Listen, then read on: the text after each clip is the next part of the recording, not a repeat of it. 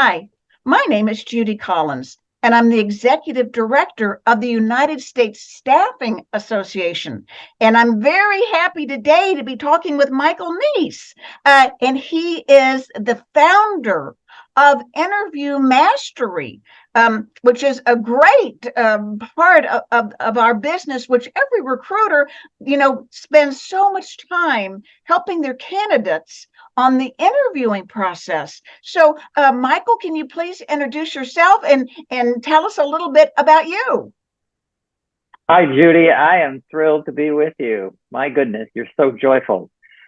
Um, so my name's Michael Neece. I'm the CEO of Interview Mastery, and Interview Mastery got acquired by another company, a recruiting software company called bowmo, where I'm the chief product officer. And interviewing has been a passion for me throughout my career. Started life out as an engineer, and then I realized as I went into recruiting that you can do everything right as a recruiter. You can do everything right, but if your candidate doesn't do well, you got to start all over again, and so do they. Let's see, a couple of highlights. My kids think I became cool when I did a TED Talk. Yes.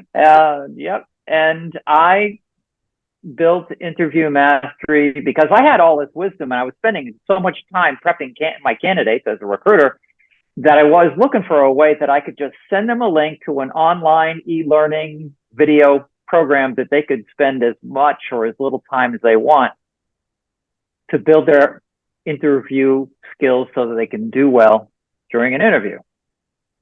And the whole premise is that, that it's simple. It has to be simple because if you're asking your candidate to do something complex in the most stressful event of their career, it's not going to work. So the principles are very simple. And, the bottom line is they worked, and when I started, it was just me taking my wisdom and sharing it with all the people I came in contact with, whether they were my candidate or whether they were somebody that was referred to me. But now, after doing this for some 20 years and having 56,000 users in 75 countries, and I update Interview Mastery with all the time with feedback from recruiters and job seekers. And so Interview Mastery has grown into this reservoir of collective wisdom from thousands and thousands of people of their interview experience. So it's been quite a ride. Well, and the first impressions mean so much, and you can only do it once. And so I know that is so stressful for a lot of people. I think it's like on the top three. I think it's death, divorce, and getting a new job. So Yes. that is very stressful for anyone going through that process of changing such an important part of their life. And really, what a great accomplishment by helping so many people, go through that scary time. And can you tell us a little bit about the process that you have put together?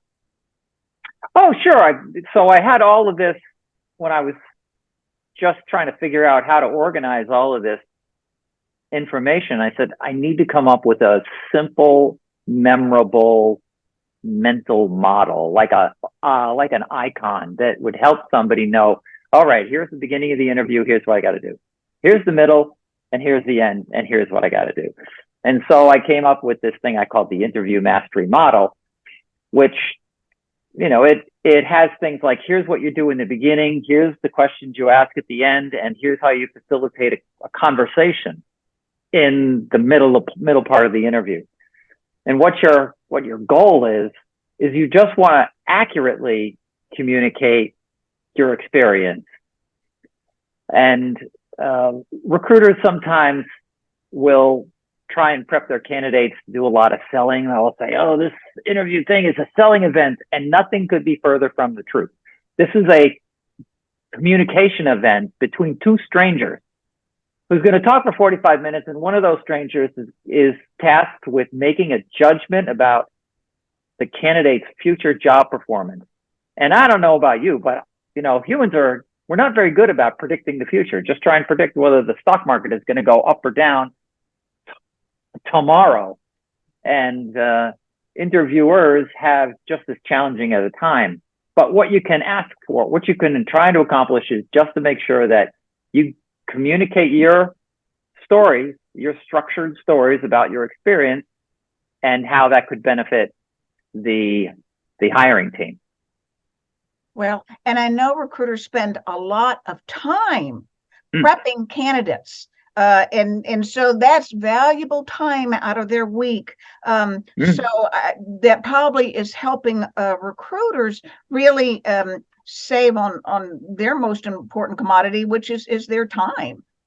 Yes, and the recruiters will spend time prepping their candidates, but they'll also spend some time with people they can't help, that they can't place. And they're like, oh, can you just look at my resume? Oh, can you just tell me this? And a recruiter a candidate who got referred to you is basically asking you for your time. It's much more valuable if you just send them login information to Interview Mastery, and the person that you can't help, you're never going to place, they get enormous value. So the recruiters are able to advance their brand. And it takes like 15 seconds to just send this new person that was referred to you that you're never going to place. You just send them the login information over text or an email. They will remember you. And I have recruiters that have told me many stories that have said, oh my God, I had this person that contacted me. I was never going to place them. I sent them login information, Interview Mastery. 6 months later, that person called me back and said, Jim, you couldn't place me 6 months ago, but now I landed in this senior marketing position and I'm looking to hire people, and I want your help because you're the only recruiter who took the time to help me. So you don't know how long the tail of value is you can deliver unless you just, deliver a little value. And so that's right. I think, delivering that value and being helpful to people always comes back. I think 10 times what you put in to helping someone else. Only good things can come from that. So, yes. Well, I really appreciate it. I just want to say something a little bit about you. And when I was reading, and it said that you're an instrument rated pilot and that you love seaplanes. So, yes. Oh my gosh, is that exciting? Yep. As an adult, I just had this innate desire to learn how to fly. I never knew that my father was a pilot in the Second World War until after I got my pilot's license, and we were going through some old photos. We're like, what is this? This is Dad next to a little airplane. So I got my pilot's license, which is like, okay, now you can learn how to drive, but you get your instrument rating, and that keeps you safe flying in the clouds. So it's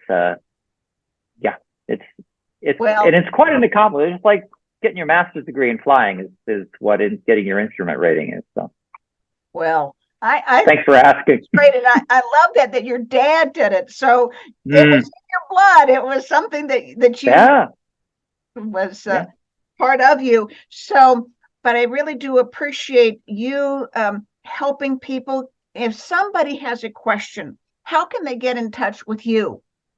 Well, thanks for asking. The easiest way is just go to interviewmastery.com and click on Contact Me, and you'll just put you'll send a message to me and I'll call you back immediately. Well, I certainly do appreciate it. And really, I hope everyone gives you a call and keeps you busy. It's probably just what you want. But and that very first step and how important it is in the interview process. So, Michael, thank you very much. Oh, Judy, it was a joy to talk to you. Thank you.